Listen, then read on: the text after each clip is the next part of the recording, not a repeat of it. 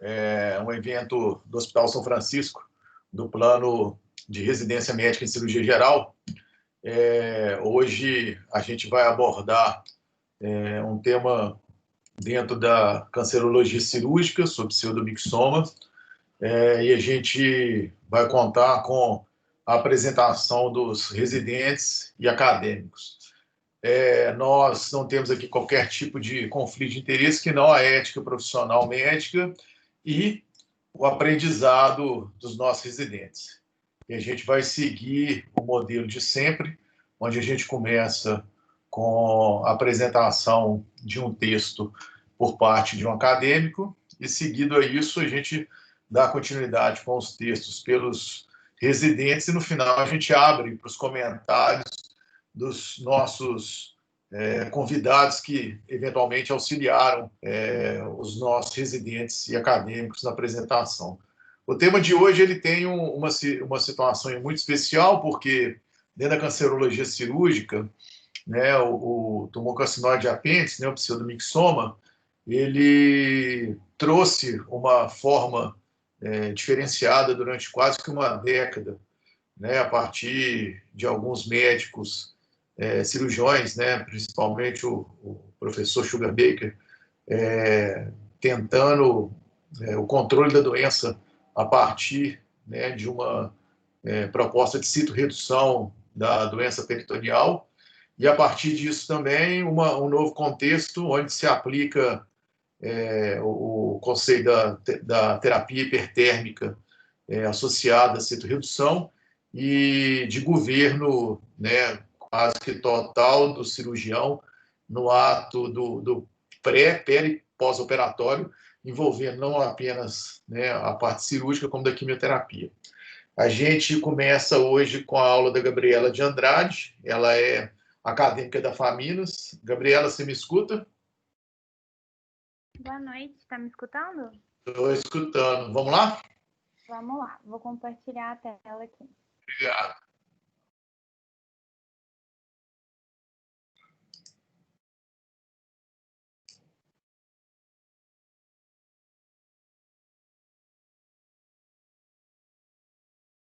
Estão conseguindo ver o compartilhamento? Vamos lá, tudo certo. Então, tá bom. Então, gente, hoje eu vou falar para vocês sobre algumas técnicas de perfusão peritoneal para a terapia de câncer regional. É interessante falar sobre esse tema, já que a barreira do plasma peritoneal permite o uso de drogas intraperitoneais com concentrações que podem chegar até 1000 vezes maiores do que aquelas utilizadas com quimioterapia intravenosa. E, além disso, a seletiva toxicidade regional pode ser alcançada com um efeito mínimo de toxicidade sistêmica. Então, só um histórico para contextualizar. Desde o século XVIII, que já é descrito o uso de infusão intraperitoneal de substâncias, como o caso de uma mulher que sofria de ascite intratável. Em 1970 foi feito o primeiro procedimento HIPEC, que eu já vou explicar o que é, em um paciente com pseudomixoma. Os aspectos cirúrgicos e técnicos associados à cirurgia citorredutora foi descrito em 1990 pela primeira vez. Então, continuando, eu vou falar sobre essas estratégias de quimioterapia intraperitoneal, começando pela HIPEC. Ela é a quimioterapia hipertérmica, onde a fonte de calor pode ser disponibilizada por indução eletromagnética ou placa aquecida. A temperatura de entrada da solução pode ser feita entre 44 e 48 graus Celsius para permitir, né, considerando a perda inadvertida de calor. Mas o nível desejado de hipertermia intraperitoneal deve ser mantido entre 41 e 43 graus Celsius. A temperatura da cavidade deve ser medida por meio de sondas diretamente no peritônio ou na saída das cânulas. E é importante monitorar a temperatura corporal central durante a perfusão por meio de sonda esofágica. Em alguns locais é preconizado o pré-resfriamento do paciente por medidas ativas, como cobertores térmicos, a fim de garantir temperaturas corporais entre 34 e 35 antes da HIPEC, especialmente procedimentos com duração prolongada para evitar a hipertermia sistêmica. Sobre A quimioterapia associada à hipertermia, a gente sabe que ela tem um efeito citotóxico direto, por indução seletiva de lisossomos, mudanças na microcirculação, inibição do metabolismo oxidativo e inibição da síntese de RNA. Além disso, ela aumenta a concentração do quimioterápico e melhora a resposta imune antitumoral. Apesar desses benefícios potenciais, atualmente não há evidências suficientes para apoiar a hipertermia em vez da infusão normotérmica, ou seja, esses benefícios são apenas teóricos. Então, as taxas de fluxo desejadas durante a HIPEC são de 600 a 1.500 ml por minuto, com duração média da perfusão de 30 a 120 minutos. As drogas mais utilizadas são essas aqui, sendo que a oxaliplatina e o irinotecano podem usar menos tempo de infusão do que a mitomicina C, além do que a mitomicina C está associada a um nível maior de neutropenia. E, para pseudomixoma, a droga mais comumente utilizada é a oxaliplatina. As técnicas cirúrgicas da HIPEC podem ser por via aberta, fechada ou laparoscópica, que eu já vou mostrar daqui a pouquinho. Antes disso, só falando um pouco das soluções transportadoras para o quimioterápico, a mais comumente utilizada é a solução isotônica, sendo que a sua principal desvantagem é a incapacidade de manter um alto volume intraperitoneal prolongado. Já a solução hipotônica, ela pode aumentar a penetração da oxaliplatina no tumor, mas a principal desvantagem dela é uma alta incidência de sangramento e trombocitopenia. A hipertônica prolonga a disponibilidade da droga, mas pode desencadear um desbalanço osmótico. Por fim, a solução de glicose era rotineiramente utilizada para a infusão de oxaliplatina, com a principal desvantagem de hiperglicemia e distúrbios hidroeletrolíticos, mas hoje em dia a gente já viu que a infusão de oxaliplatina com soluções contendo cloreto não tem mais problema que se pensava antigamente, então hoje em dia ela já não é mais feita tanto com glicose. Agora, mostrando a HIPEC aberta, ela também chamada de técnica do Coliseu, onde após uma citorredução, uma longa sutura é feita para prender a pele da incisão a um anel elevado. Então, um plástico folha é colocado, incorporado à sutura para cobrir a abertura e catéteres de entrada e saída são colocados através da parede, como está mostrando na figura. Além disso, um evacuador de fumaça é acoplado a técnica para aspirar o aerosol de droga potencial que pode surgir. No final, o fluido é evacuado e a pele é reaberta e a sutura anatomótica pode ser feita caso ela ainda não tenha sido realizada. A principal vantagem dessa via é a distribuição eficaz de quimioterapia, aquecida por toda a cavidade, e a principal desvantagem é a exposição potencial da equipe à quimioterapia, perda de calor durante o procedimento, que é aberto, e o tempo necessário para construir o coliseu. Já a HIPEC fechada é realizada da mesma forma que a aberta, com a diferença de que é feita uma sutura na parede abdominal, que pode ser apenas da pele ou de todas as camadas. Além disso, as anastomoses já devem ter sido feitas nesse momento, e aí a principal vantagem é a perda mínima de calor com melhor produção da equipe e otimização do tempo e potencial benefício de melhor penetração do medicamento secundário ao aumento da pressão intraabdominal. E a principal desvantagem é a falta da distribuição uniforme de drogas e calor. Além disso, esse procedimento realizado de forma fechada pode levar a uma mielossupressão. A laparoscópica, ela pode ser usada para citorredução completa e para entrega também da quimioterapia intraperitoneal em pacientes selecionados com doença limitada. Ela também pode ser usada para fins profiláticos e como procedimento paliativo para doenças malignas com ascite debilitante. Um detalhe importante é sobre o momento da reconstrução anastomótica, que é bastante controverso. A maioria é feita antes da infusão do quimioterápico, com um risco incerto de rompimento da anastomose. Já a reconstrução intestinal após a infusão de quimioterapia tem um risco de condições cirúrgicas subótimas, pois o intestino já está edemaciado, a equipe cirúrgica pode estar cansada, ao troco do benefício teórico de prevenção da implantação de células cancerosas na anastomose. Agora, falando rapidinho sobre a EPIC, ela já é a quimioterapia intraperitoneal normotérmica iniciada entre o primeiro e o segundo DPO, com duração de 4 a 7 dias. O agente é diluído, colocado no dreno e ele fica na cavidade por cerca de 24 horas, sendo que o dreno deve ser drenado antes de uma nova administração. Por fim, a PIPAC, ela é uma quimioterapia pressurizada em que o gás é colocado, nebulizado, e pode ser realizada sozinha ou em associação com a quimioterapia sistêmica, que também pode ser feita de forma neoadjuvante. A principal contraindicação são presença de obstruções intestinais e múltiplas aderências intraabdominais. A infusão intraperitoneal do quimioterápico pode ser feita também de forma neoadjuvante ou associada à quimioterapia sistêmica, que é o que a gente chama de NIPS. E ela pode ser repetida semanalmente por 2 a 6 ciclos, dependendo da resposta tumoral. Só falando importante o papel da citorredução no caso da infusão intraperitoneal para ressecar lesões tumorais macroscópicas e aderências com o intuito de permitir a melhor distribuição da quimioterapia. Alguns problemas podem ocorrer, altas pressões de fluxos e queda no volume do reservatório. A gente deve verificar as cânulas, que podem ficar dobradas, podem ficar obstruídas por vísceras, e caso o problema persista, pode ser necessário interromper a perfusão. Caso a temperatura-alvo não seja alcançada, a gente deve verificar o posicionamento das sondas, medir a temperatura de saída para confirmar se a solução aquecida é fornecida, e a temperatura de entrada pode ser aumentada com cuidado para não levar a lesões viscerais. Caso ocorra hipertermia sistêmica, a gente deve maximizar a temperatura da manta de resfriamento, reduzir a temperatura dos fluidos, podem ser colocadas bolsas de gelo em volta do paciente, ou reduzir também a temperatura da solução perfundida intraperitoneal. Caso ocorra intensa perda sanguínea durante o procedimento, pode ser recomendado ligadura dupla ou tripla de vasos e transfusão de fibrinogênio, protombina, cálcio ou outros agentes.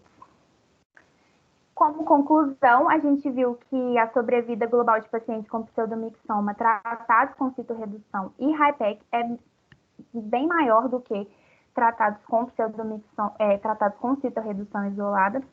E, além disso, tem evidência de que a quimioterapia normotérmica associada após a hipertérmica pode aumentar a sobrevivência de pacientes com neoplasias mucinosas apendiculares de baixo grau ou adenoma apendicular quando comparado com a HIPEC isolada. Essas foram minhas referências. Obrigada. Agradecer a Gabriela, aula sensacional para a gente poder começar o tema da noite. A gente vai falar a respeito do pseudomixoma e principalmente as vertentes de tratamento, né? E aí seria muito importante a gente saber sobre o que é a proposta dessa citorredução, né?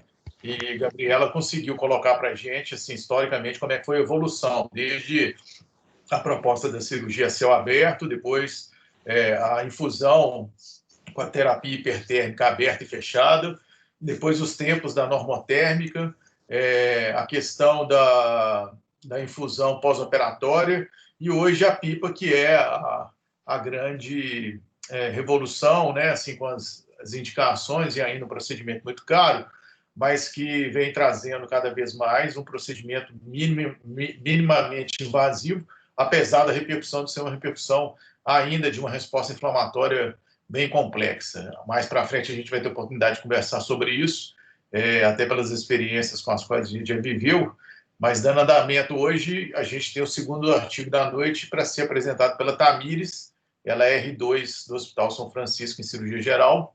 Me escuta aí, Tamires? Boa noite, doutor Ivo, escuta sim. Vamos lá? Estou escutando. Vou compartilhar.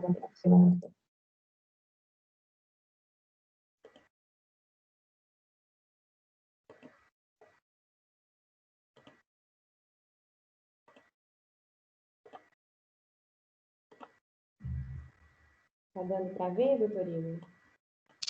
Tudo certo, vamos lá. Beleza.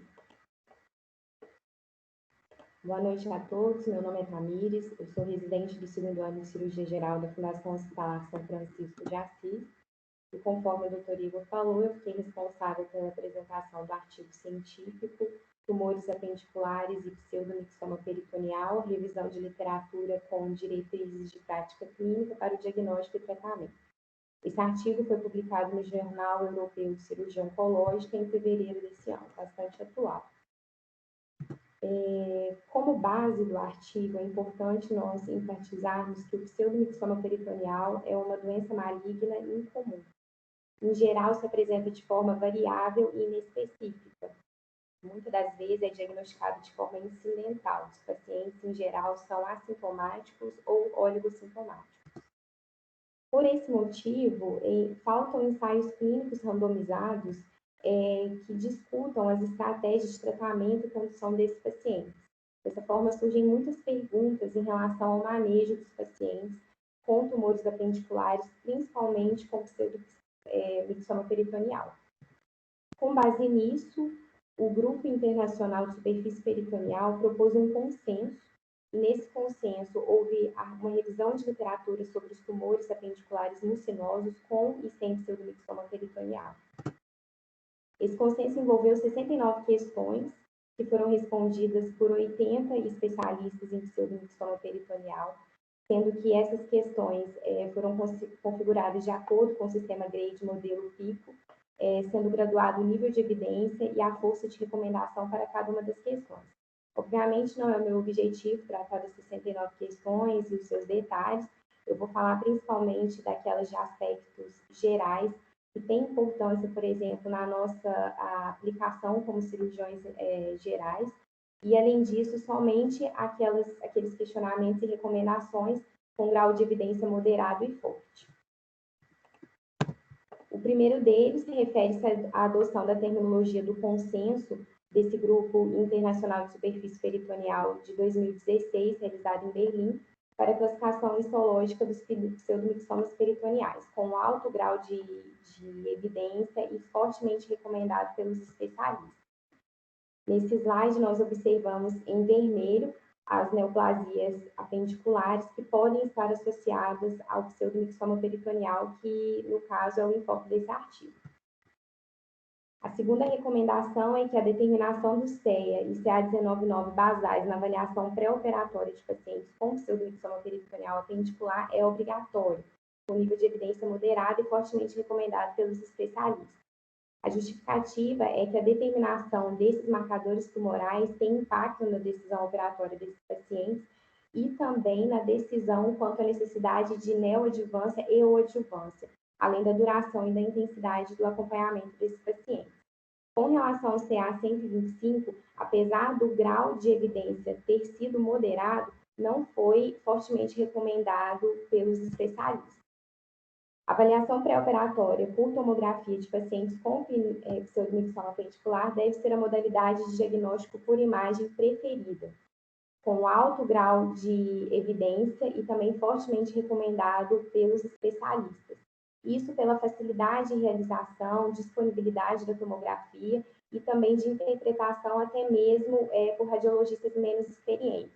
Mas é importante enfatizarmos que a sensibilidade da tomografia na detecção de doença peritoneal, ela varia de acordo com o tamanho e a localização das lesões. Lembrando que no caso do pseudomixoma, geralmente a TC subestima a extensão da doença. Em pacientes com pseudomixoma peritoneal apendicular elegíveis para cirurgia citorredutora e HIPEC, uma colonoscopia pré-operatória deve ser realizada, com grau de recomendação forte por parte dos especialistas e um nível moderado de evidência.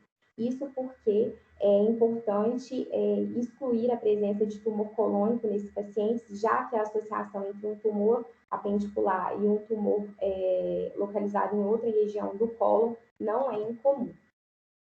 Além disso, a avaliação laparoscópica pode ser feita na investigação pré-operatória desses pacientes, a fim de obter material diagnóstico e estimar a ressecabilidade, com grau de evidência moderado, porém francamente recomendado pelos especialistas, com o enfoque que esse procedimento deve ser feito por cirurgiões com experiência e o posicionamento dos trocars devem ser feitos na linha média, a fim de facilitar a ressecção dos portais na cirurgia subsequente.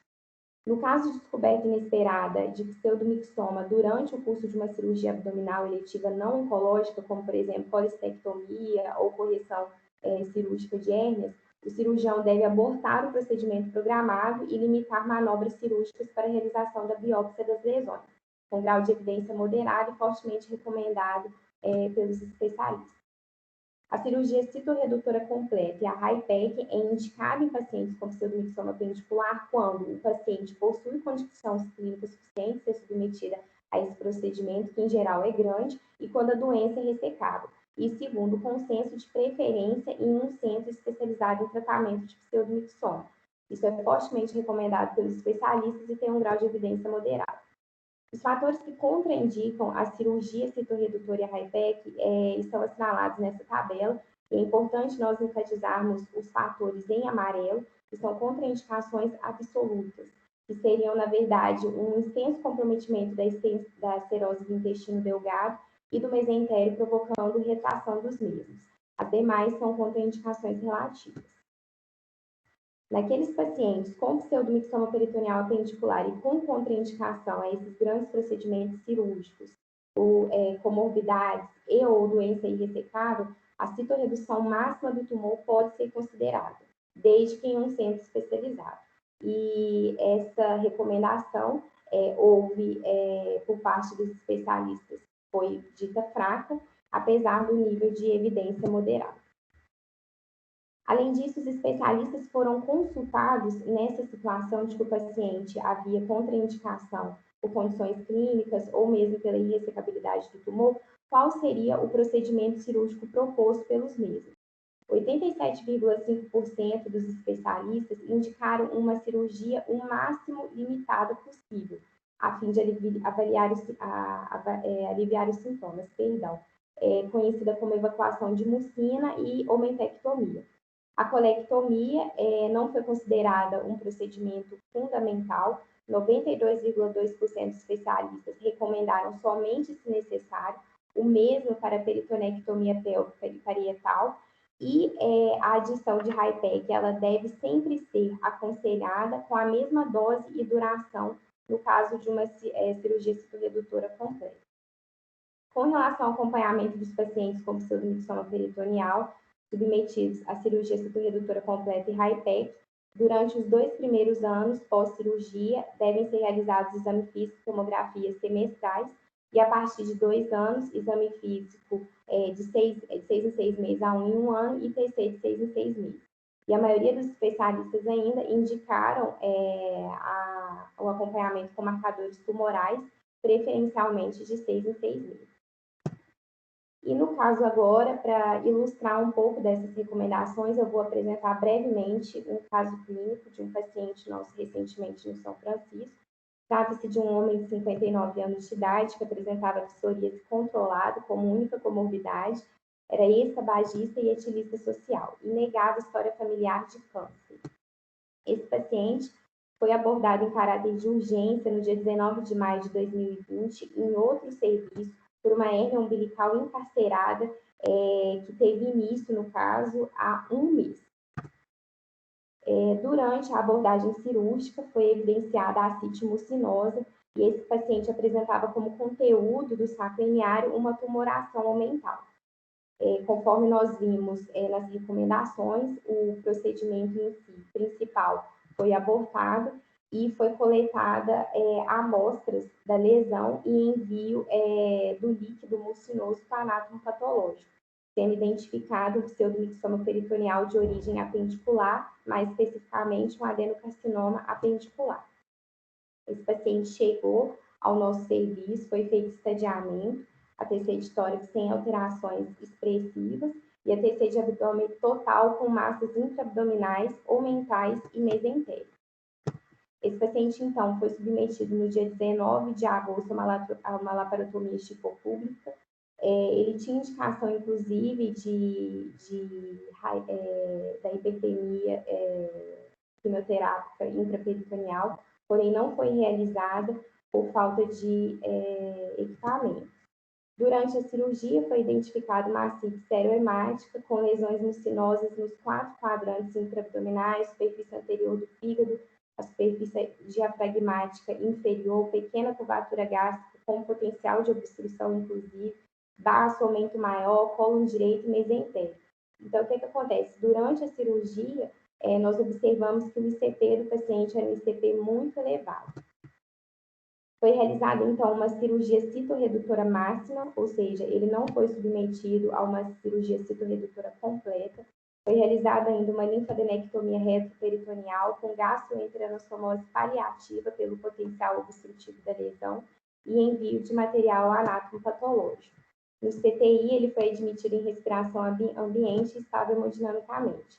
Essa é uma foto de uma das peças.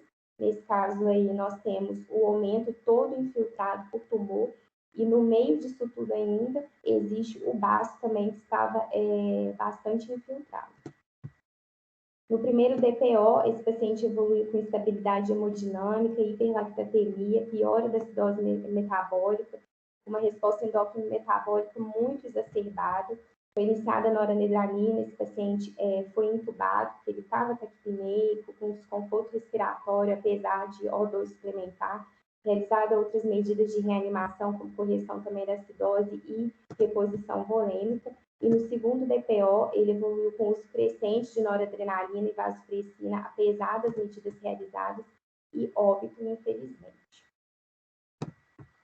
Como conclusão, a técnica DELF utilizada de forma modificada nesse estudo permitiu extrair um consenso entre os especialistas sobre o pseudomixoma peritoneal, facilitando práticas de informação com relação ao tratamento e à condução desses pacientes.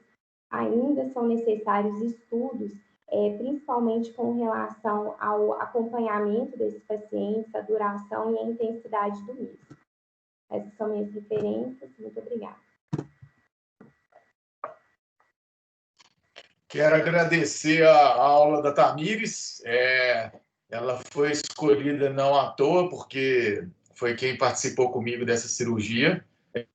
Acho que é um artigo bom para a gente restabelecer os contextos e os conceitos com os quais foram sendo questionados, né, até que se criasse o consenso. Eu até tenho uma pergunta para a Tamires, se ela hoje, depois de ter estudado esse artigo, ela concorda com a cirurgia, ainda que o paciente tenha vindo a óbito. O que você acha, Tamires?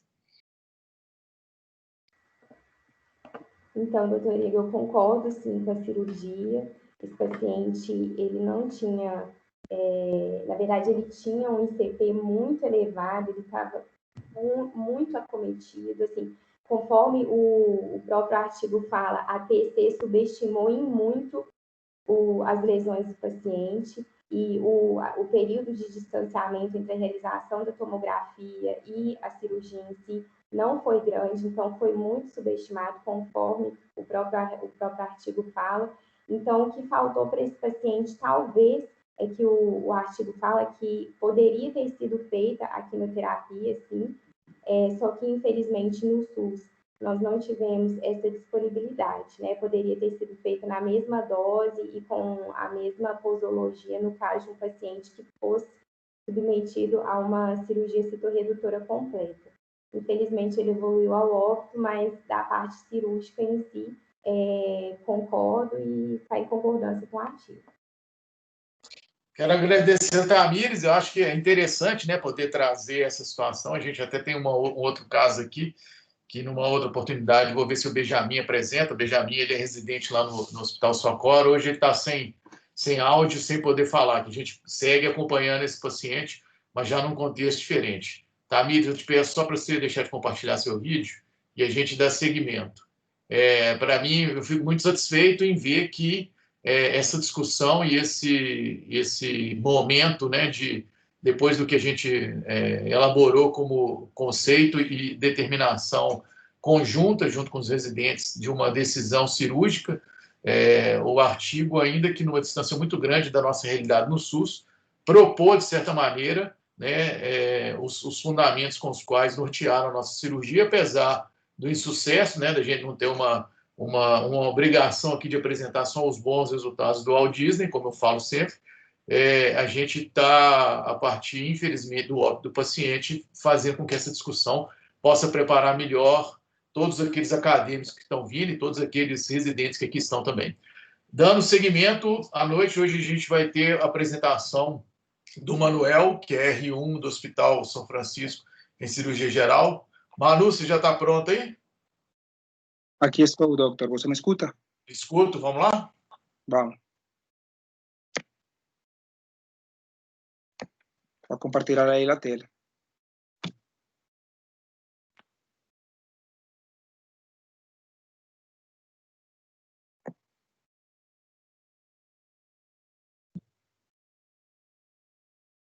Tá, boa noite a todos. Eu sou o Manuel Fernandes, médico estrangeiro, residente de primeiro ano, como o Dr. Igor falou.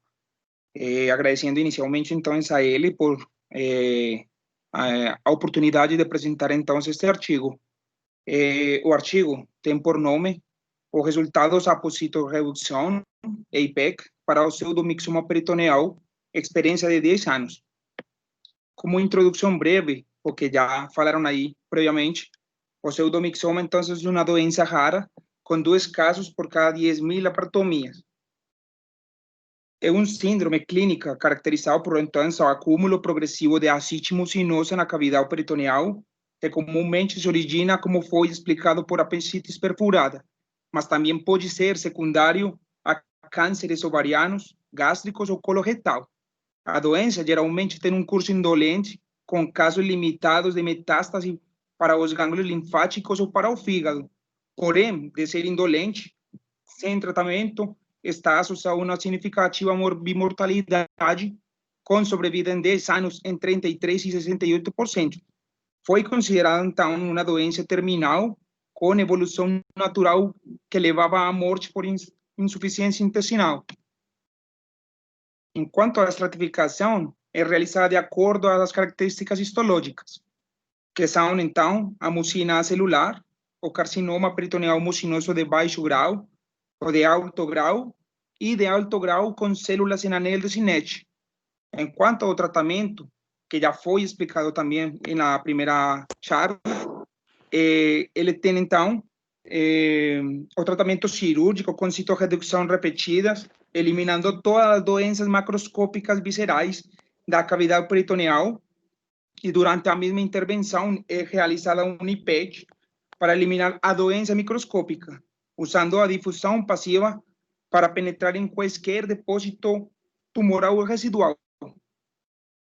Com este tratamento, os estudos relatam taxas de sobrevida a 5 anos de 43% a 83%. Então, enquanto ao estudo, ele é retrospectivo, publicado em abril de 2019, onde mostra a experiência de 10 anos em uma única instituição no manejo do pseudomixoma de origem apendicular na Austrália, incluindo a morbidade, a mortalidade e fatores associados à sobrevida em curto prazo. Enquanto aos métodos de estudo, os pacientes submetidos a citorredução e quimioterapia intraperitoneal hipertérmica de 1º de janeiro de 2008 a 28 de fevereiro de 2018 foram incluídos. Os dados levados à consideração são os que tem aí, sendo importante ressaltar os achados intraoperatórios, onde foi calculado, onde foi realizado um índice de carcinomatose peritoneal. O estudo, principalmente, então, o que eles, a sobrevida geral e a sobrevida livre de doença a 5 anos foram pesquisadas e calculadas a partir do momento da cirurgia até a última data conhecida do acompanhamento, data de morte ou a data de recorrência da doença. Enquanto a cirurgia, a laparotomia e a desciolise foi realizada, então, como falei, o índice de carcinomatose peritoneal. A hemicolectomia direita foi realizada se houvesse uma clara sinais de tumor afetando o cólon direito. A pontuação de citorredução foi realizada com base em se o paciente apresentar um arremamento de doença que fora menor a 2,5 milímetros, entre 2,5 milímetros e 2,5 centímetros, ou maior a 2,5 centímetros de tamanho. Então, a pontuação foi considerada de 0 a 1 como uma citorredução completa, e aí foi seguido por o IPEC. Nos casos de pontuação de citorredução de 2 a 3 foram considerados citorredução incompleta, e IPEG geralmente não foi administrada, exceto em os casos selecionados, como, por exemplo, a presença de ascite significativa. Enquanto a medicação, a mitomicina C foi usada como medicamento padrão por 90 minutos, juntamente com o 5-fluoracilo intravenoso. Desde 2014, a oxaliplatina, administrada durante 30 minutos, tem sido usada em vez da mitomicina. O IPEG foi administrado pela técnica de coliseu aberto, com uma temperatura alvo de 43 a 43,5 graus.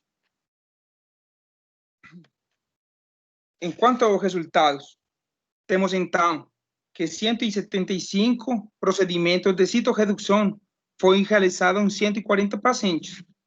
Em 10 pacientes, apenas a laparotomia e a biópsia foram realizadas sem a possibilidade de citorredução devido à doença avançada. Enquanto à histologia final, a maioria dos pacientes apresentou doença de baixo grau de mucina celular.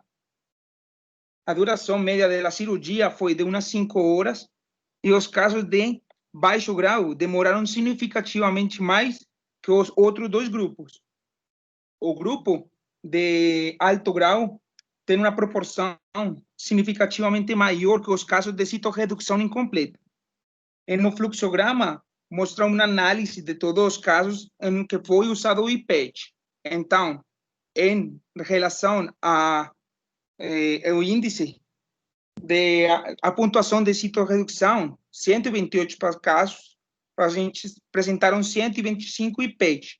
E nos casos em que foi incompleta, que são a pontuação de citorredução 2 ou 3, só os 7 pacientes apresentaram IPEG.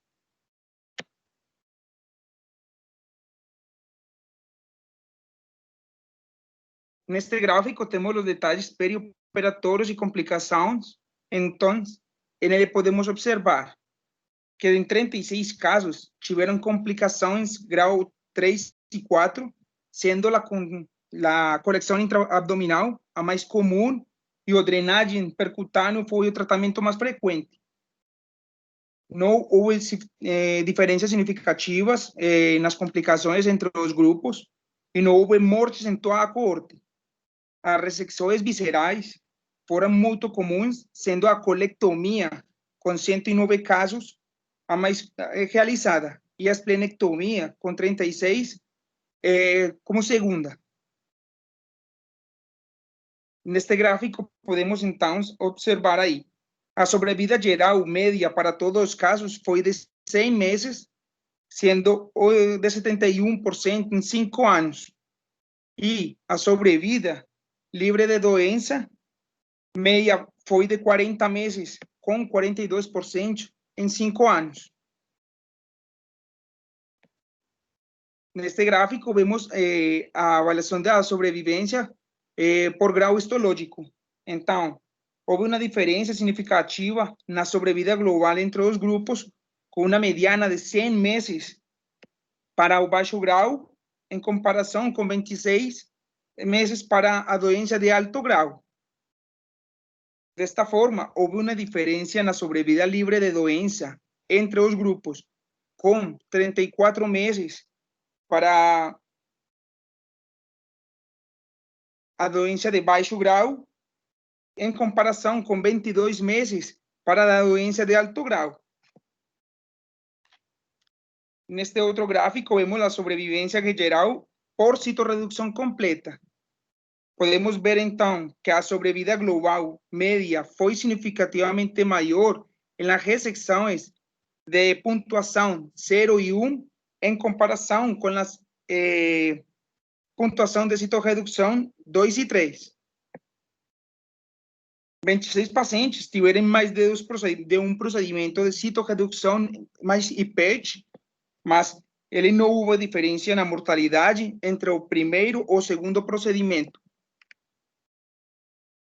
Neste gráfico, vemos o análise univariado deste lado e o análise multivariado para os dados coletados dos pacientes. Então, o análise mostra que um aumento na idade, o sexo feminino, o CIA pré-operatório maior, assim como e a histologia de alto grau, a citorredução incompleta e o uso de IPEC foram associados a uma sobrevida global. En el análisis multivariado, se identificó a histología de alto grado como único predictor independiente de peor sobrevida global. En cuanto a discussão do artigo, após o início do tratamento da doença com os dois procedimentos, o desafio tem sido para a comunidade médica aceitar esses procedimentos como uma abordagem por intenção curativa. Os resultados do estudo são compatíveis a outras séries em quanto à sobrevida global e a taxa de sobrevida a 5 anos, com os porcentagens que tem para a sobrevida geral e para a sobrevida de doença livre. Em quanto a taxa de recorrência, tem sido de 18,6 após os procedimentos, mas foi menor que a maioria do que tem reportado na literatura, que é de 26 a 46%. A taxa de mortalidade, de morbidade, grau 3 ou 4, é muito favorável em comparação com outras séries em ausência de óbitos. Não estuvo, e a ausência de óbitos não estuvo, reafirma a sua segurança geral dos procedimentos. A principal limitação deste estudo decorre da sua natureza retrospectiva, e isso é demonstrado com o seguinte: embora a positividade dos linfonodos seja rara para o pseudomixoma peritoneal, é um fator conhecido de pronóstico que afeta a sobrevida dos pacientes. Muitos pacientes do estudo foram submetidos a hemicolectomias à direita em outras instituições, e os dados sobre estes não foram consignados, não estavam disponíveis em muitos pacientes. Portanto, o estado dos linfonodos não foi incluído no estudo. Isso subestima parcialmente o poder do estudo, porque possivelmente leva a uma vez de seleção. Nem a citorredução completa, nem o uso do IPEC influenciaram na supervivência. Isso pode ser devido a vários motivos, mas principalmente aqui houve uma grande proporção de casos no grupo de alto grau que tiveram uma citorredução incompleta e, consequentemente, não receberam a quimioterapia hipertérmica. Mas a quimioterapia também foi usada em uma pequena proporção dos casos que tiveram citorredução incompleta em casos selecionados. Quanto à conclusão, temos que a citorredução e a quimioterapia intraperitoneal hipertérmica são seguros com uma taxa de morbidade aceitáveis e ofereceram aos pacientes com pseudomixoma peritoneal de origem apendicular uma sobrevida geral e livre de doença muito favorável. A histologia de alto grau está independentemente associada a uma pior sobrevida global. Isso é tudo o que tenho de meu artigo. Muito obrigado aí. Quero agradecer. Manu, fecha seu vídeo e áudio, por favor. Agradecer o Manu, né, um esforço durante esses dias de pandemia em melhorar o português. Está de parabéns, viu, Manu? A gente sabe o quanto você tem se esforçado por isso, um artigo muito bacana, e eu tinha certeza que você ia tirar ele de letra, ia se dar muito bem nessa retrospectiva com todos os viés aí que foram colocados, né? Assim, a gente tem, né, uma estatística muito baixa diante de uma recorrência e uma probabilidade nova. Uma das discussões com as quais a gente vem vivendo é que a própria tecnologia a serviço da citorredução e das terapias normo- e hipertérmica, né? Elas estão adiante, inclusive, das situações de casuística. A gente não tem um hospital de referência somente para esse tipo de circunstância. Acabam dividindo frentes, né, por uma situação primeira em que esses casos podem ir para um centro de referência, que seja para um hospital oncológico, seja para as mãos de um cirurgião que tenha a experiência e expertise para a citorredução, né? Seja o cirurgião geral, o cirurgião do aparelho digestivo, seja o cirurgião oncológico. Então, eu acho que é interessante a gente poder ter essa discussão, ainda que 10 anos, né, passados aí, e onde cada vez mais tem uma importância muito grande entender os prognósticos da técnica da citorredução, do tipo celular do tumor, né, e da proposta que a gente tem para oferecer. Dando sequência, a gente tem mais um artigo hoje com a Patrícia Schiavieto, que é R1 do Hospital São Francisco de Cirurgia Geral. Patrícia, você está pronta aí? Tudo pronto, doutor Igor. Tá me ouvindo bem? Estou ouvindo. Vamos lá. Tá, joia. Tá dando para ver a tela?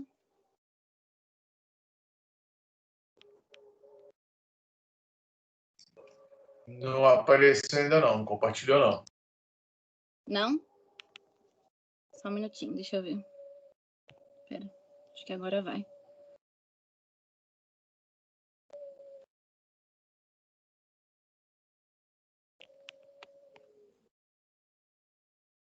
Tá aparecendo?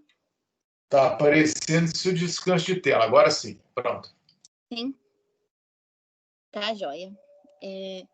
Boa noite a todos. Como o doutor Igor falou, meu nome é Patrícia, sou residente do primeiro ano da cirurgia geral da Fundação Hospitalar São Francisco de Assis.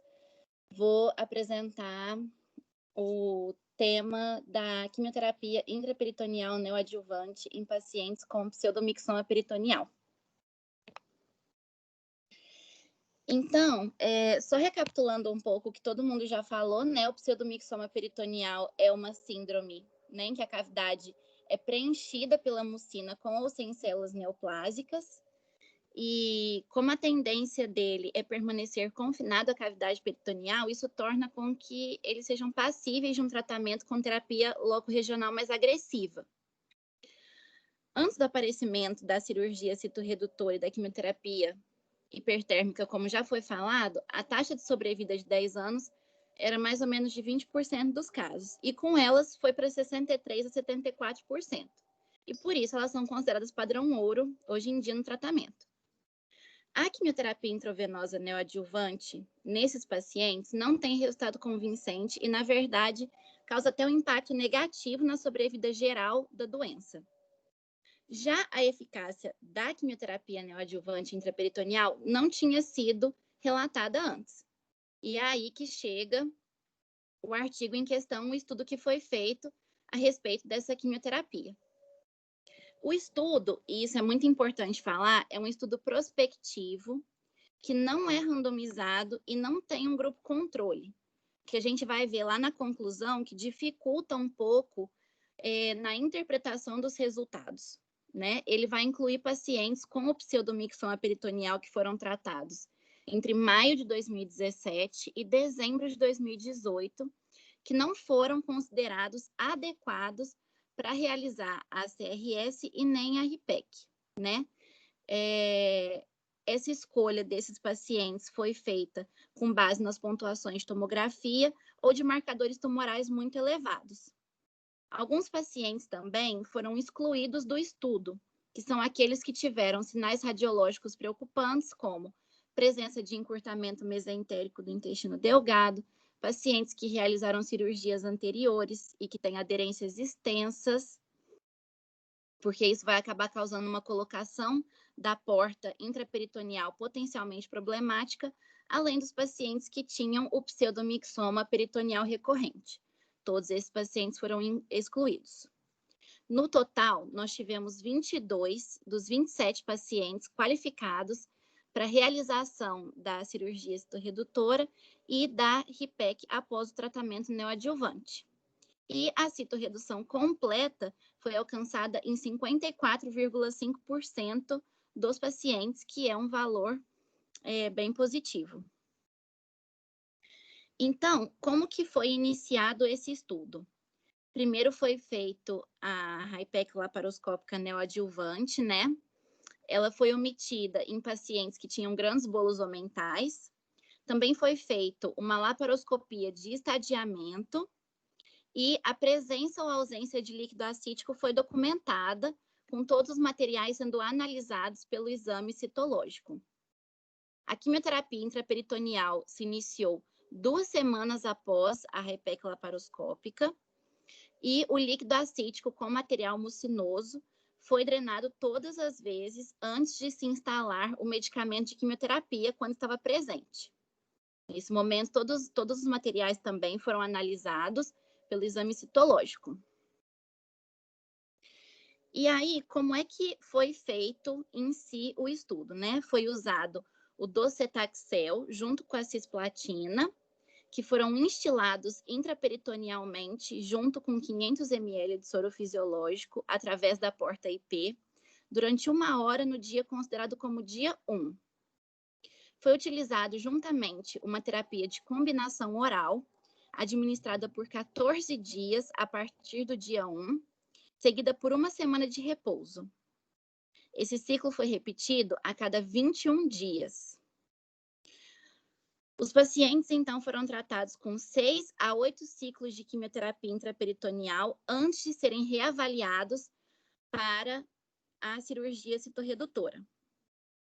A cirurgia e a HIPEC foram realizados após 5 a 6 semanas do último ciclo de terapia intraperitoneal.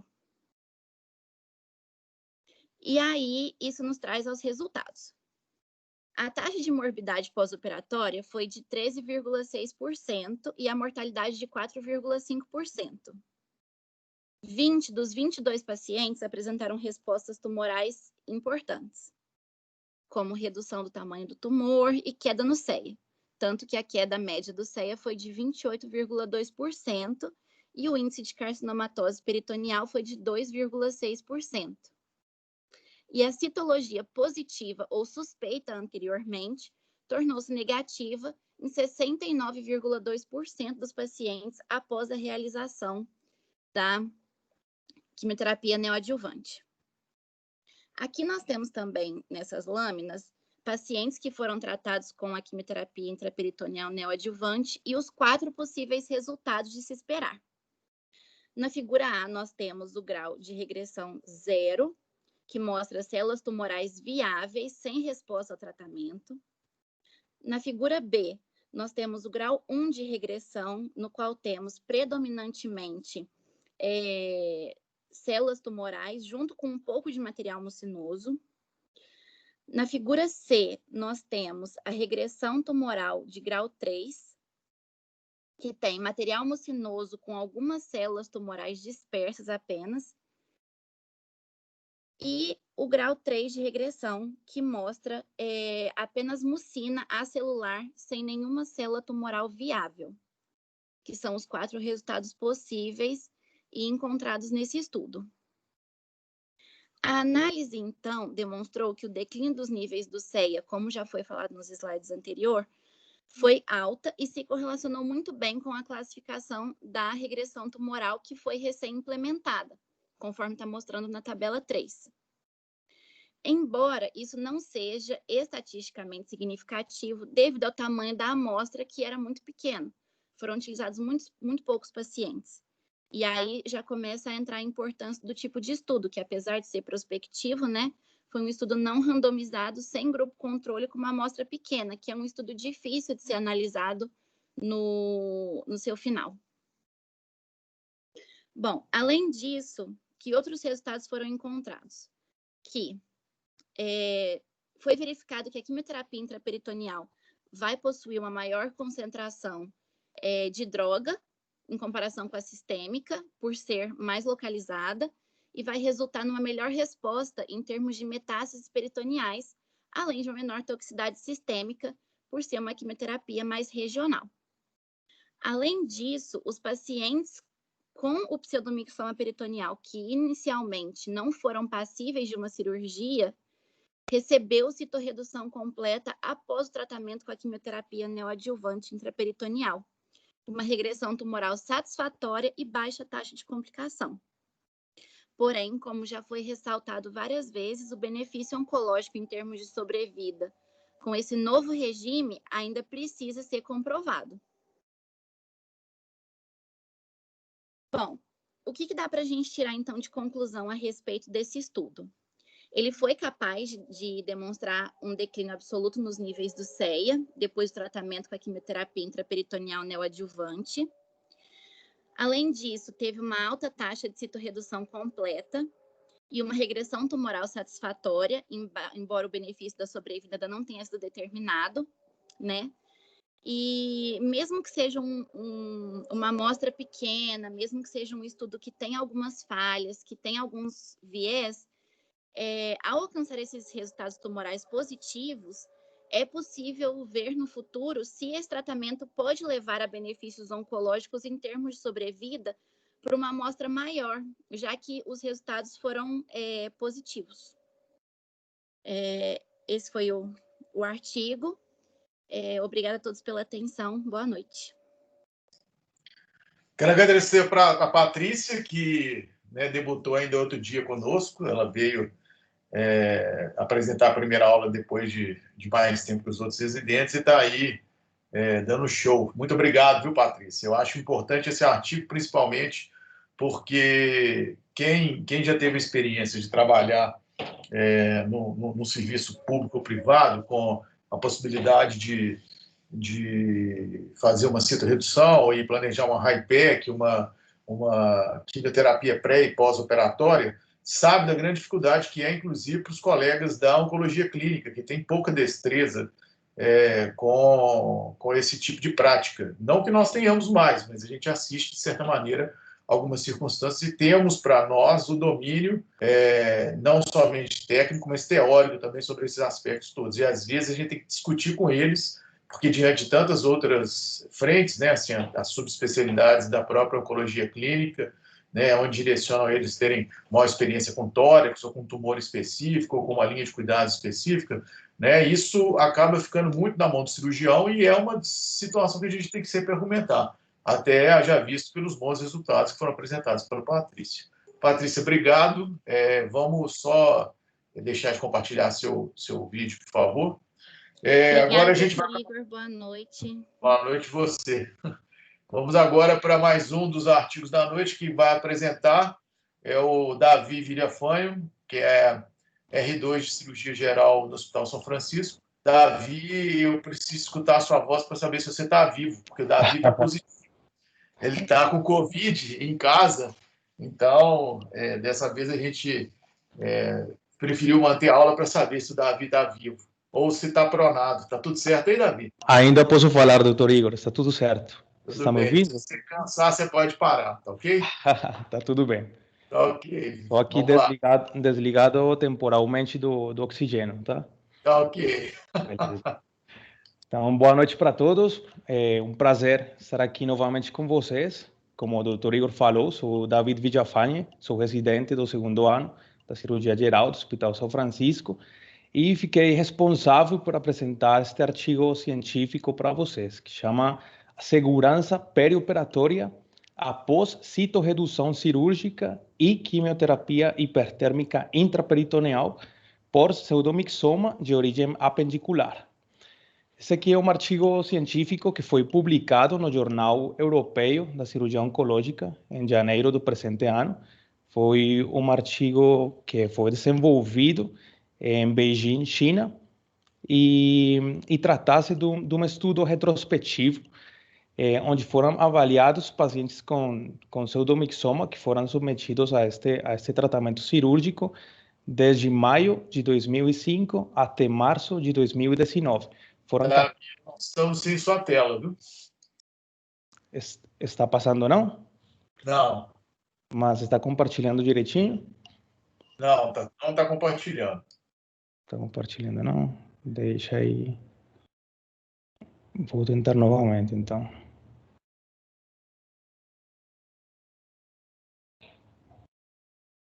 Agora foi? Ótimo, vamos lá.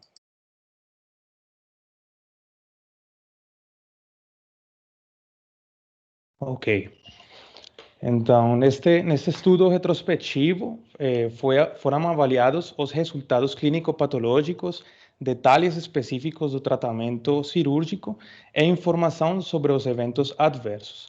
Principalmente, se focaram nos eventos adversos. Então, aqui foi avaliado a incidência, a distribuição orgânica e sistêmica deles e a severidade. Também analisaram profundamente os fatores de risco que estavam associados e que fizeram um papel importante para o desenvolvimento destes eventos adversos. No estudo, foram avaliados 254 pacientes com o diagnóstico específico por anatomopatológico, dos quais quase os 50% foram de sexo masculino e quase os 50% feminino. A idade média foi de 54 anos. E os resultados do anatomopatológico mais comuns foram o adenomocinosis peritoneal disseminado, seguido do carcinomatose mucinoso peritoneal. Davi, continuamos com sua tela congelada. Então, vamos fazer deste jeito. Isso, aí consegui passar? Conseguiu, ótimo. Pode dar prosseguimento. Beleza. Os pacientes que foram incluídos no estudo foram pacientes com um status e um performance adequado, onde eles conseguiam realizar suas atividades próprias, atividades diárias. Pacientes com leucocitos no parâmetro normal, idealmente, plaquetas maior a 80.000, uma função hepática, função renal, função cardiovascular e pulmonar aceitáveis. E foram excluídos todos aqueles pacientes que apresentaram metástase, principalmente nos pulmões, metástase cerebral e óssea, durante o estadiamento pré-operatório. Foram excluídos também aqueles pacientes com alterações nas bilirrubinas, na função hepática, função renal, e com um compromisso significativo mesentérico avaliado durante o estadiamento prévio com tomografias. Também aqueles pacientes com performance inadequado e uma função orgânica maior alterada, sem condição para suportar este tipo de procedimento.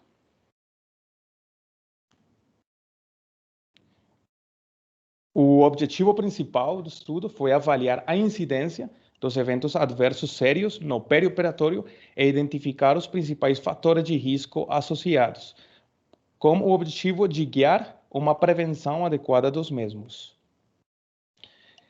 Com respeito ao tratamento cirúrgico, só para ressaltar que a citorredução mais a quimioterapia hipertérmica intraperitoneal é o tratamento estándar neste tipo de pacientes. E, além do mencionado anteriormente pelos meus colegas, vou só mencionar uns aspectos que acho muito importantes, que provavelmente ficaram faltando, só para complementar, e foi a reconstrução do tracto digestivo e do tracto urinário, que foi realizado em algum desses pacientes, pela dificuldade do procedimento, muitas vezes durante a liberação das aderências, durante a mesma ressecção tumoral, foi lesionada o tracto digestivo ou o tracto urinário e foi feita a reconstrução durante o mesmo procedimento, que isso aconteceu com muita frequência. Também a realização das ostomias intestinais, não como mecanismo terapêutico, senão como mecanismo preventivo, porque, lembrando que este procedimento traz um traumatismo importante, uma resposta inflamatória também muito importante, e se além disso somamos a quimioterapia que vai ser feita durante o mesmo procedimento, isso aumenta muito o risco de obstrução intestinal no pós-operatório. Então, de um jeito preventivo, foram realizadas também ostomias na maioria dos pacientes. O posicionamento do drenagem abdominal é importante também para avaliar se tivermos sangramento ativo ou não, imediatamente depois do procedimento, e também serviu para avaliar outro tipo de secreções que poderiam estar presentes no caso de algumas fístulas em outros tecidos aí, intracavitários. É importante também mencionar que a sutura da incisão, a recomendação do estudo é realizar uma sutura da incisão sem tensão. Isso vai ser pelo alto risco de distensão de alças e aumento da pressão intracavitária. Esta ausência da tensão vai diminuir o risco de encarceramento e também de síndrome por pressão abdominal. Lembrando que um dos folhetos principais, que é o peritônio parietal, vai sair durante a cirurgia. A respeito da severidade dos eventos adversos, foram classificados em 5 graus.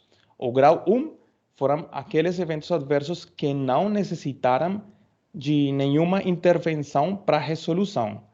Eles resolveram espontaneamente.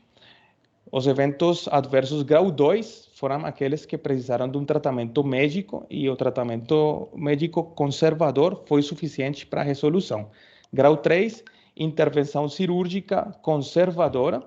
Alguns desses pacientes precisaram de intervenção guiada por radiologia, no caso da coleção intraabdominal, abscessos intracavitários, foram drenados mediante guia ultrassonográfica ou tomográfica. E também para posicionar drenos, no caso de superdirecionamento de fístulas, também foi realizado mediante este médio. Severidade grau 4 foram aquelas que precisaram de uma intervenção cirúrgica de urgência. E a grau 5, pacientes que faleceram depois da cirurgia.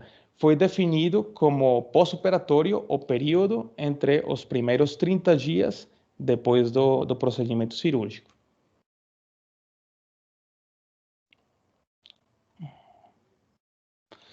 O acompanhamento destes pacientes, aqui eu quero questionar um pouco o artigo, porque acho que não falaram do acompanhamento durante os primeiros dias do pós-operatório. Se enfocaram para fazer um acompanhamento ambulatorial depois de 3 meses do paciente receber alta. Então, eu acho importante também somar a estas recomendações do artigo um acompanhamento semanal, pelo menos durante o primeiro mês do paciente receber alta, porque é um período no qual o paciente pode desenvolver muitas complicações e eventos adversos agudos, tendo em conta a severidade e a complexidade deste procedimento cirúrgico. A recomendação do estudo é realizar um acompanhamento de 3 em 3 meses durante os primeiros 2 anos e, posteriormente, de 6 em 6 meses durante os 2 anos seguintes.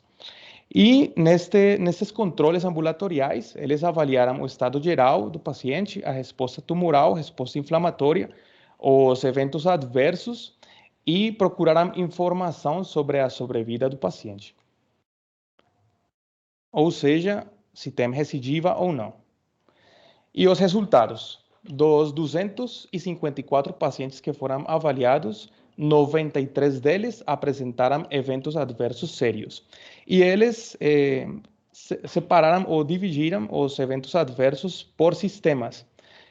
As infecções, como foram os principais eventos adversos, eles classificaram as infecções como um sistema. E isto representou quase o 10% dos eventos adversos no total, seguido do sistema digestivo, sistema respiratório, cardiovascular, hematológico e urinário. Em termos de severidade, a maioria destes pacientes apresentaram eventos adversos grau 3, ou seja, necessitaram uma intervenção conservadora e algum deles intervenção guiada por radiologia. Destes pacientes com severidade grau 3, evoluíram para grau 4,8% dos pacientes, e para grau 5, que foi a morte no pós-operatório, ou seja, nos primeiros 30 dias depois da cirurgia, 1,5% dos pacientes. Aqui nessa tabela podemos observar os eventos adversos dependendo do sistema onde se encontraram. Então, enquanto às infecções, que foram os principais eventos adversos, encontramos aí infecções intraabdominais, infecções da ferida operatória e infecções associadas ao catéter intravenoso, que foi posicionado também durante o procedimento. No sistema digestivo, apresentou-se gastroplegia, fístulas no intestino delgado, seguido do intestino grosso, fístulas biliares, fístulas pancreáticas, fístulas nas áreas das anastomoses e sangramento também das áreas da anastomose. No sistema respiratório, encontramos infecções pulmonares, efusão pleural e pneumotórax no momento da descolamento do tumor ao redor do diafragma, por perfurações ou microperfurações que provavelmente não foram identificadas durante o procedimento e posteriormente desenvolveram o pneumotórax. Eventos cardiovasculares também, arritmias, hipotensão e síndrome coronário agudo nos pacientes que tinham risco para isto, mas que estavam compensados. E no sistema hematológico, encontramos também sangramento intraabdominal principalmente, sistema urinário, fuga ou fístulas urinárias, como foi mencionado também previamente, e falha renal aguda em algum desses pacientes. No resto dos pacientes, as complicações e os eventos adversos foram clínicas e foram manejadas clinicamente também. Foram grau 1 ou grau 2. E com respeito aos fatores de risco principais que foram identificados, foram a quimioterapia intraperitoneal hipertérmica, que foi parte do procedimento, porque lembrando que a quimioterapia não só mata as células malignas, senão também vai afetar os tecidos vitalizados sanos, e isto vai desenvolver uma resposta inflamatória também e vai desenvolver uma falha orgânica em determinado tecido. O índice de carcinomatose peritoneal, que foi a quantidade macroscópica do tumor que foi encontrada durante a exploração abdominal. Aqui é importante ter na conta que, além de ser importante como fator de risco, é também um marcador prognóstico da doença. Entre maior seja o índice de carcinomatose peritoneal, pior é o prognóstico do paciente. E entre maior seja o PCI, maior também a probabilidade de recidiva e menor a sobrevida dos pacientes. Outro fator importante também foi o volume de transfusão de hemácias durante a cirurgia. Isto marca a quantidade do sangramento intraabdominal. Entre maior seja o volume de transfusão, maior foi o sangramento. E aqui é importante mencionar que o sangramento intraoperatório foi o marcador, ou foi o principal fator de risco que mostrou uma independência e uma diferença estatisticamente significativa entre esses 4 fatores de risco principalmente, ou seja, que esse sangramento aumenta consideravelmente o risco de eventos adversos sérios no pós-operatório. Em conclusão, os pacientes com pseudomixoma tratados com citorredução mais quimioterapia hipertérmica intraperitoneal poderiam ter uma segurança aceitável sempre e quando melhoramos as técnicas cirúrgicas e desenvolvimento de técnicas integradas para hemostasia durante a cirurgia. Desse jeito, vamos reduzir o sangramento intraoperatório e, portanto, diminuir a taxa de eventos adversos sérios nos pacientes. Como eu sei que estamos um pouco cansados já pela hora e pelas várias apresentações que temos tido, eu quis trazer para vocês e compartilhar este maravilhoso lugar aqui da Colômbia, se chama Eje Cafetero. O Eje Cafetero é uma região que fica entre 3 estados na área central da Colômbia. Os estados são Risaralda, Caldas e Quindío. É uma área montanhosa e é a principal região produtora do café na Colômbia. Aqui podemos ver os Jeeps Willys, que são os carros representativos, sim? Os árvores representativos da região, que estão na segunda foto superior, são as palmas de cera. Temos também as casas aqui representativas, que são esta vermelha que vemos na última foto, e contamos com o Parque Nacional do Café, que é um centro turístico muito interessante, que vale muito a pena conhecer.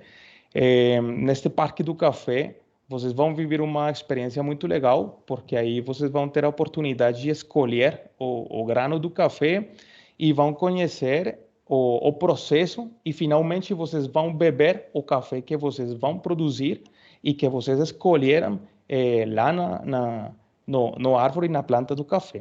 Então é muito legal e tem as portas abertas para cada um de vocês. Muito obrigado.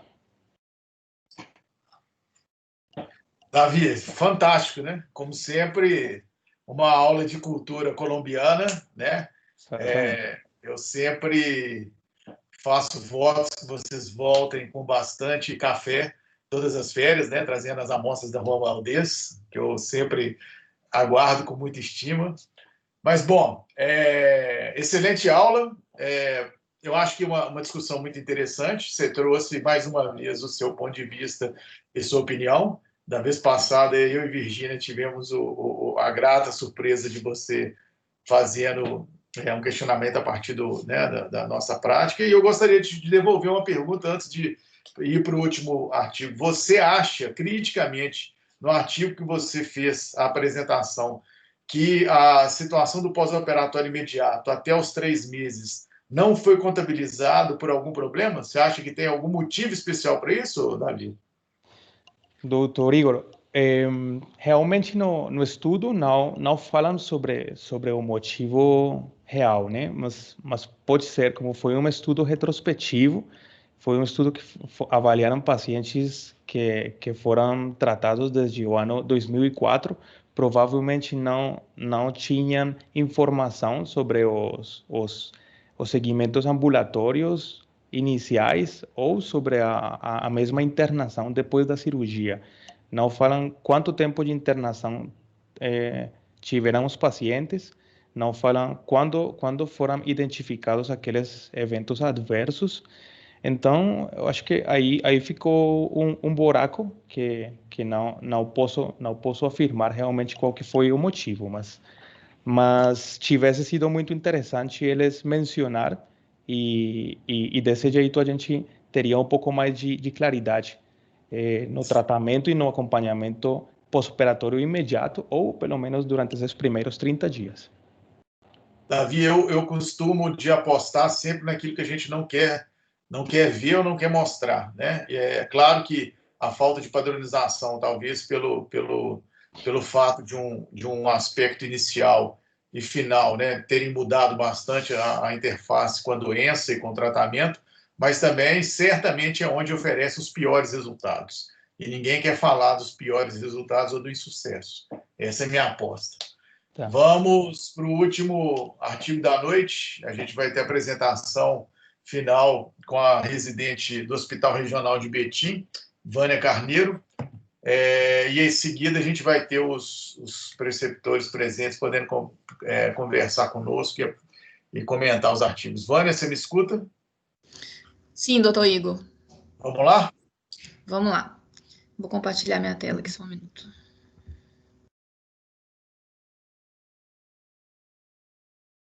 Tá aparecendo aí? Tá sim, vamos lá. Só um minuto. Pronto. Eu vou apresentar esse artigo que fala da experiência inicial de um centro especializado francês em HIPEC, da experiência deles, né, na quimioterapia aerosolizada pressurizada intraperitoneal, que é a PIPAC. A PIPAC é um procedimento relativamente novo, né? Foi iniciado em 2011, começou na Alemanha, e nesse centro francês, eles iniciaram esse procedimento em 2016. E é um estudo prospectivo que foi feito com dados de 2016 até 2019. Esse artigo, um artigo novo, foi publicado em 2020. Então, essa técnica é uma técnica intraabdominal, né, para entrega de um quimioterápico de forma pressurizada, né? Ela pode ser alternada com a quimioterapia sistêmica, que é a quimioterapia padrão, que a gente já sabe, ou não. Geralmente, para aqueles pacientes que não têm indicação de cirurgia citorredutora, associada ou não ao HIPEC, pode ser feito esse tipo de quimioterapia. Ela é administrada, então, de forma laparoscópica, né? Então, assim, por uma cirurgia minimamente invasiva, esses pacientes, eles não têm grandes riscos, eles não vão ter todos aqueles efeitos colaterais de uma quimioterapia parenteral, né, ou interal. Então, é bem seguro para esses pacientes. É possível também avaliar por meio de biópsias, né, qual grau esse paciente está, né, da regressão das metástases peritoneais. Então, a gente tem essa escala aqui, que é a escala que vai de 1 a 4, que mostra se o paciente está tendo resposta ou não ao tratamento quimioterápico, né? Então, grau 1, quando o paciente tem uma resposta completa, né? Então, ele não tem mais células tumorais visíveis, né? E o grau 4, o paciente ele não teve regressão da doença.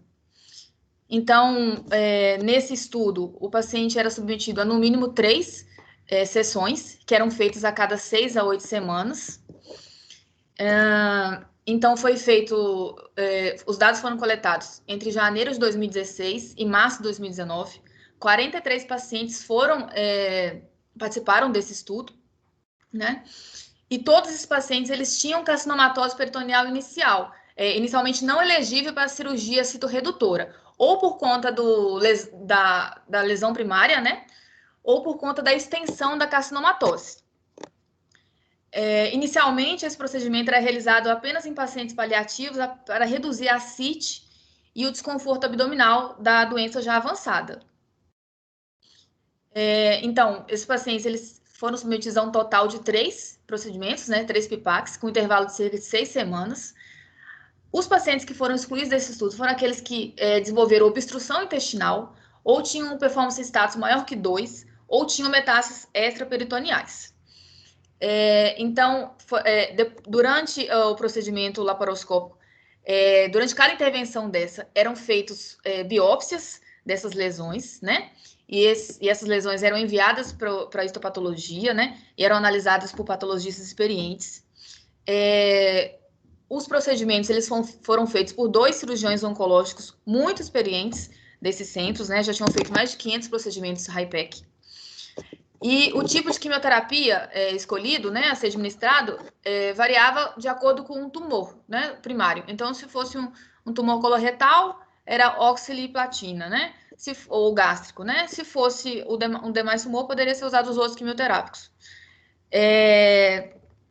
Esse medicamento, então, aqui a gente pode ver uma representação dele, essa foto já apareceu nas outras apresentações. Então, se o paciente tiver, né,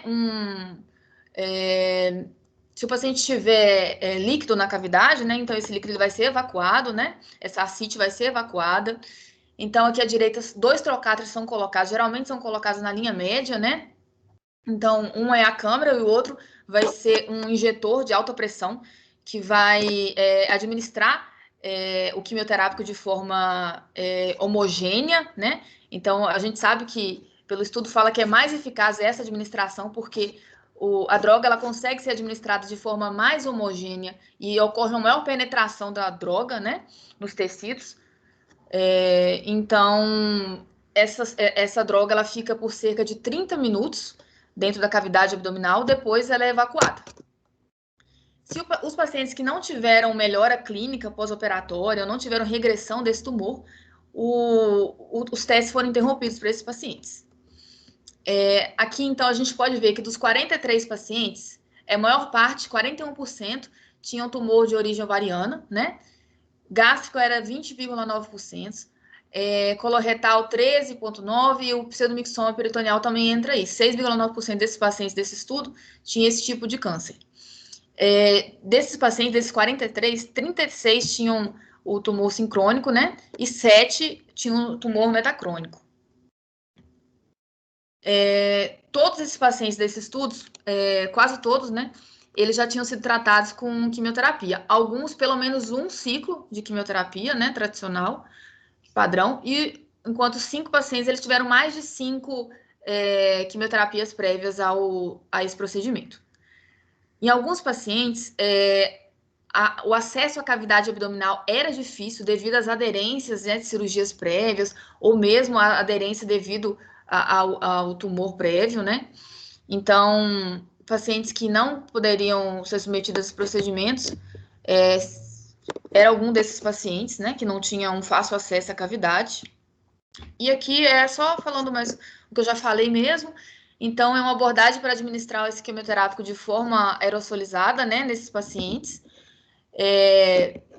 Como eu disse, é um procedimento melhor, tem mais absorção da droga, né, e é feito de forma mais homogênea do que a administração somente para uma lavagem, como uma lavagem peritoneal. Ele pode ser repetido a cada 6 semanas. É um procedimento caro, né? Não é um procedimento que permite, então, que se faça biópsias a cada procedimento para se ver a regressão desse tumor, né? A inspeção, então, o material é mandado, então, para histologia e avaliado. E a quimioterapia sistêmica e intraperitoneal, elas podem ser associadas, né, como eu já falei, e nesses casos a gente não consegue definir qual foi o responsável pela regressão, qual foi o maior responsável pela regressão tumoral. É um procedimento que não requer uma curva de aprendizado, né, é fácil de ser repetido, né, mas requer um treinamento formal, né, isso é obrigatório. E ele pode ser usado como um tratamento neoadjuvante, né, nesses pacientes com metástase peritoneal, ou adjuvante também. Geralmente, os pacientes pode acontecer desses pacientes que passam por esse tratamento, eles serem elegíveis para o tratamento de cirurgia citorredutora, né?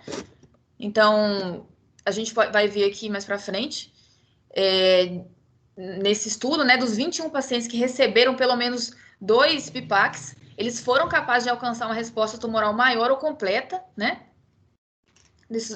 Dos 21 pacientes, né, 9 foram capazes. E aí, também 3 deles foi possível fazer a cirurgia citorredutora associada ao HIPEC. A apresentação, então, é essa. Vânia, muitíssimo obrigado. Muito boa apresentação, bem objetiva sobre a tendência do que vem sendo discutido para tratamento ótimo e subótimo da doença.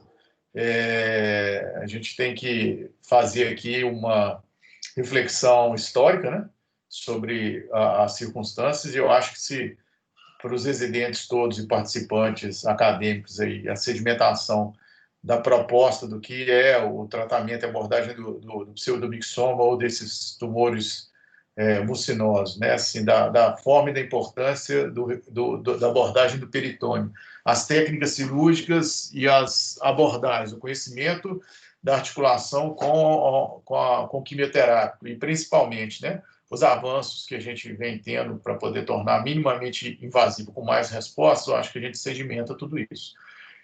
Agora eu convido a todos os participantes, né, chefes aí, que puderam me ajudar de certa maneira. Eu fico muito satisfeito aqui, estou vendo a presença de muitos, né? Tinha pedido para o Dr. Bruno Rigg, para o Dr. Pedro Trócoli, a Lohane, que está aqui sempre conosco, como grande parceira, a Virgínia, né? Lembrando que em 2014 eu entrei numa cirurgia dessa de quase 16 horas com o Dr. Bruno Rigg, onde a gente fez a técnica do Coliseu Arrighi Michalik, que a gente tentava sempre fazer a forma com que os resultados pudessem ser eficientes aos pacientes. E a grande felicidade, assim, eu não sei nem informar se essa paciente ainda tá viva também, se tem condição de hoje, por exemplo, pensar em remissão da doença. Mas, enfim, boa noite aí aos convidados. Obrigado por vocês terem deixado um tempo aí. O Pedrão está de plantão. E aí? Ô, Igor, posso comentar rapidamente? Pode, claro. O áudio está bom aí? Vocês estão me escutando bem? Está ótimo. Bom, eu acho que o pessoal todo está de parabéns, as apresentações foram muito completas. A questão da carcinomatose e da citorredução com hipertermia, o segredo é a seleção do paciente, né, Igor? Você lembra esse caso que nós entramos, a paciente ainda está viva, né? Ela teve recidiva pulmonar, mas ainda está em controle oncológico. O caso dessa moça especificamente era um pseudomixoma, e era uma paciente jovem, com status performance muito bom. Então, eu acho que o grande segredo dessa cirurgia é a seleção, porque é uma cirurgia extensa, muito agressiva. Além da equipe cirúrgica estar habituada a lidar com esse paciente, a equipe anestésica também tem que estar muito alinhada com o cirurgião, porque o paciente às vezes faz uma resposta inflamatória logo do meio para o final da perfusão, né? E a equipe do CTI também tem que estar comprometida com esse paciente, porque é um paciente que muitas vezes apresenta uma série de complicações clínicas, necessita de reoperações, necessita de hemotransfusões. Então, assim, eu acho que o que tem que ficar aqui, tanto para os acadêmicos quanto para os residentes, é isso. O segredo é a seleção dos pacientes. Quanto ao PIPAC, é uma coisa relativamente nova, tem um grupo da Santa Casa de Porto Alegre que tem feito alguns casos, é um tratamento caro, mas eu acho que o grande diferencial dessa técnica é permitir que a gente consiga diminuir o volume de doença peritoneal para esse paciente ser elegível para fazer uma citorredução hipertérmica tradicional. Então, aquele paciente que tem muita doença, que de acordo com os scores ele não teria indicação de fazer a HIPEC, você faz algumas sessões de BIPAP, isso aí diminui bastante a carga de doença peritoneal, você consegue nutrir, preparar esse paciente e entrar com ele para fazer a HIPEC. Era isso que eu queria comentar, gente. Obrigado. Obrigado. Pedrão. Agradecer aí o convite. Satisfação, não tinha participado ainda, mas muito bacana as aulas dos meninos, bem feitas, os meninos estudaram. Agradecido pelo convite, a gente ajuda do jeito que pode aqui, mas achei muito bacana mesmo. Tá dando para escutar? Tá ótimo. Tá ótimo. Eu acho que a grande lição que o pseudomixoma deixa para a gente os meninos que estão aí na graduação, o pessoal, os meninos começando a residência de geral, uma grande cultura e uma cultura errada que a gente tem aí no início é que carcinomatose peritoneal e suas complicações são, às vezes, uma sentença de morte para o paciente, e não é isso que acontece. O pseudomixoma é um bom exemplo de que mesmo o paciente com doença muito extensa, com um tratamento adequado, consegue sair bem e ter uma sobrevida bem adequada, e, eventualmente, dependendo da doença, até a cura. Serve como modelo para a gente, para coisas que estão aparecendo aí.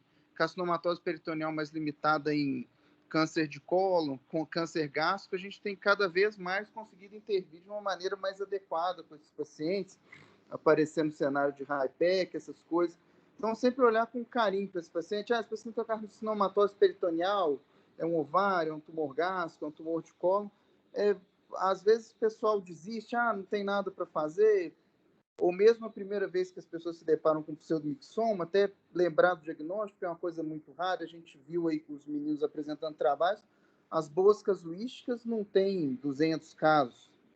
Então, acho que a lição que fica do pseudomixoma é que carcinomatose é uma coisa grave, sim, mas em algumas situações, pacientes bem selecionados têm um tratamento adequado, eventualmente até curativo, mas que é muito complexo. Igual o professor Bruno Rigg citou, a equipe tem que estar comprometida, a equipe cirúrgica ciente do que está acontecendo, a equipe de oncologia clínica ciente da gravidade do quadro, uma equipe anestésica, uma equipe de medicina intensiva acostumadas com esse tipo de paciente, que o distúrbio metabólico, principalmente de uma HIPEC, uma cirurgia muito prolongada, com uma resposta ao trauma absurda, talvez dos não traumáticos, a coisa que a gente tenha mais repercussão se existe esse tipo de cirurgia. Então, não dá para fazer em qualquer lugar, mas num lugar bem estruturado a gente tem bons resultados. Muitíssimo obrigado, Pedro. Bom você estar conosco aqui. Já era um desejo meu já estar te captando e abduzindo para cá. Eu sei que você está no plantão que eu te sucedia aí na manhã de quinta-feira, mas sempre que possível a gente vai tentar te puxar para cá. A gente, quando puder, a gente vai. Hoje as barrigas de Belo Horizonte estão um pouco mais mansas, os clínicos intensivistas também. Aí a gente pode colaborar um pouquinho mais. Eu corroboro muito com a sua opinião e a do Bruno. Assim, a primeira vez que a gente entrou, eu brinquei dessa questão da técnica de Michalik Rigg, porque a gente tem um ex-residente, que você lembra dele também, o Corvo, né, o Bruno, que hoje está na plástica.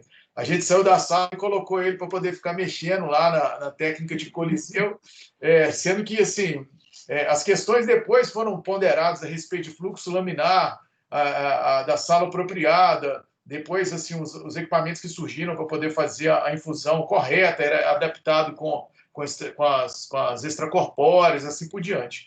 E, junto com isso, a interface da gente depois começar a discutir isso com oncologia clínica, que antes não acontecia. Né? A Lohane pontuou aqui, eu concordo com ela 100%. Assim, ao próprio viés que a oncologia clínica nos trouxe, porque isso está muito na nossa mão, principalmente são as discussões das coisas com as quais possam se pensar da doença extraperitoneal, né? Assim, da doença que a gente possa também ter uma abordagem depois da citorredução, depois do tratamento, num contexto em que o segmento da oncologia clínica, e até mesmo da radioterapia, possa nos ajudar de alguma forma, né? Assim, o que importa é isso. Vocês vejam bem, né? Em 2013, 2014, eu fiz essa cirurgia com Bruna, com uma paciente que, ainda bem, foi muito, muito bem estadiada, assim, com a resposta muito rápida, com uma situação muitíssimo inicial ainda de todo o processo, e está viva até hoje. A recidiva pulmonar, que é esperada até em 50% das vezes, né?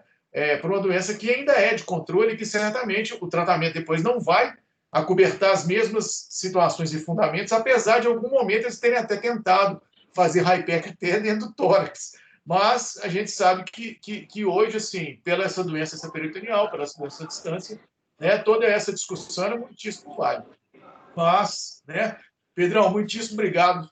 Eu espero te abduzir mais vezes, tá bom? O dia que os abdômenes estiverem mais tranquilos, a gente vai fazer uma força. O presidente aqui, vou ensinar ele a mexer no celular também, para ele ver a aula também. Pois é. Manda um abraço para todo mundo aí, por favor. Pode deixar. Um abraço para todo mundo aí. Brigadão. Obrigado você. Até a próxima aí. Até a próxima. Dos outros colegas demais que estão por aí, alguém mais quer fazer algum comentário? Só falar que as aulas estão ficando muito boas, viu, Igor? Lohane, eu te agradeço muito, demais da conta. Assim, as nossas discussões, cada vez mais, eu tento trazer aqui para os meninos e para os colegas que estão. E mais vai lembrar que eu vou puxar o peixe para o meu lado. Sim. A abordagem peritoneal, sim, mas a gente tem que olhar o paciente como um todo. Eu estou mexendo ali, a doença está estável, é passivo de ressecar o extraperitoneal, o que eu tenho para fazer depois, o segmento é adequado também. E muitas vezes, sim, eu tenho ali, às vezes, a lesão pulmonar ali em cima, né, a probabilidade de metastasiectomia pulmonar. São doenças muitas vezes abordáveis, mas não adianta também mexer só no peritônio se o restante, às vezes, não está estável, controlado, né, às vezes sistemicamente pré. E a quimio neoadjuvante, nesse caso, é uma vertente bem interessante, porque aí você já pega um paciente ainda com uma reserva orgânica muito boa, né, para depois ter uma melhor resposta para ir para uma citorredução posterior. Eu não sei tanto que atrapalha o cirurgião aqui no neoadjuvante, nessa parte, a HIPEC, mas pelo menos assim, o que a gente vê da oncologia é que o paciente muitas vezes responde melhor e tolera melhor, porque já é uma tourada essas abordagens, né? A neoadjuvância muitas vezes torna isso talvez até mais fácil para vocês também nessas abordagens peritoneais. Final depois, né, na citorredução. Então, é uma coisa que eu acho que a gente tem que aguardar os resultados finais, o estudo mesmo não mostra, né, ainda impacto em sobrevida, mas os eventos adversos, né, porque muitas vezes são menores, é uma vertente que a gente tem que prestar atenção. Eu acho bem interessante para o paciente. E boa noite aí, gente. Obrigado pelo convite mais uma vez. Lohane, obrigado a você. Eu acho que esse tipo de discussão é muito importante também, porque a técnica cirúrgica ela vem trazendo inovações e muitas das vezes assim a sedimentação do contexto técnico e teórico ele se estabelece de maneira diferente porque os grandes centros ficam trazendo artigos atrás de artigos, pesquisa atrás de pesquisa. E os centros como os nossos, por exemplo, que eu tenho a dificuldade, por exemplo, de poder conseguir a medicação para poder, uma autorização para fazer a HIPEC dentro do São Francisco, por exemplo, né?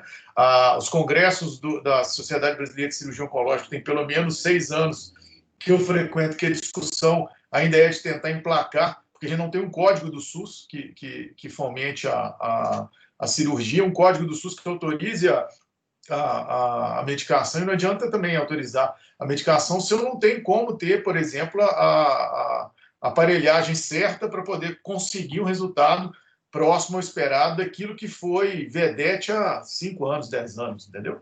Então, acho que assim, tudo isso é uma situação que constantemente a cirurgia ela é pega com as calças nas mãos, mas, assim, o exemplo e a parceria da oncologia clínica são das coisas que são sedimentadas e sucedem umas com as outras em resultados em que a discussão ela é justo essa, assim, né? Da questão dos efeitos adversos, dos resultados, daquilo que possa se voltar, daquilo que aparece antes, durante e depois da proposta do tratamento específico, das linhas que a gente vai seguir, né, no segundo momento, assim, do próprio estudo da genética tumoral, enfim.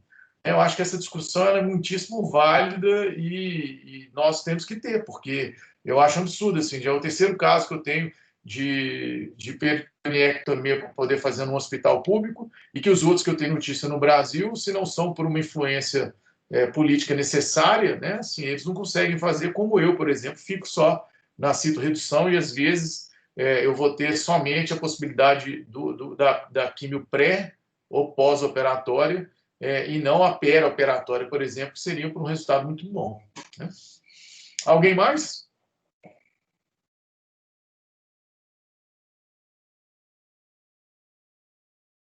Bom, entendo o silêncio aí como uma forma da hora estar chegando. Eu gostaria só de fazer uma propaganda rapidamente aqui.